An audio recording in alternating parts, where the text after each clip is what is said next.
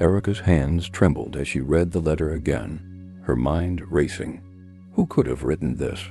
It wasn't signed, and the handwriting wasn't familiar. The words were intimate, poetic, and eerily accurate. They spoke to her deepest fears and secret hopes, as if the writer knew her better than she knew herself. She spent the rest of the night pacing her apartment, trying to make sense of it. Could it be a mistake? A prank? But who would go to such lengths to write something so personal, so heartfelt? She considered calling her best friend, Emily, but it was too late, and besides, Emily would probably think she was overreacting. The next morning, Erica woke up with the letter still clutched in her hand. She had fallen asleep on the couch, her mind too restless to find peace in her bed.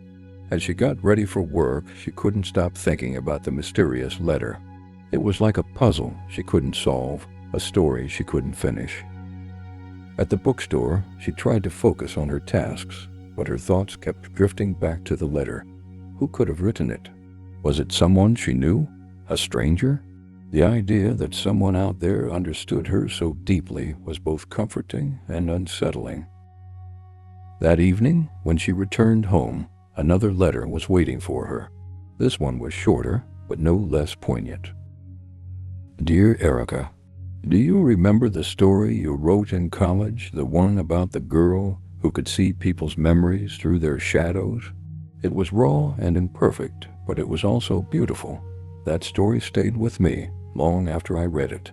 I think about it often, especially when I see you struggling to believe in yourself. You have a gift, Erica. Don't let the world convince you otherwise. Erica's heart raced as she read the words. How did this person know about that story?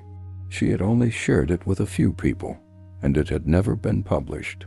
The idea that someone had remembered it all these years was both flattering and unnerving. Over the next few weeks, the letters kept coming. Each one was different, but they all had the same intimate tone, the same deep understanding of who she was. Some were filled with encouragement, others with gentle reminders of her worth.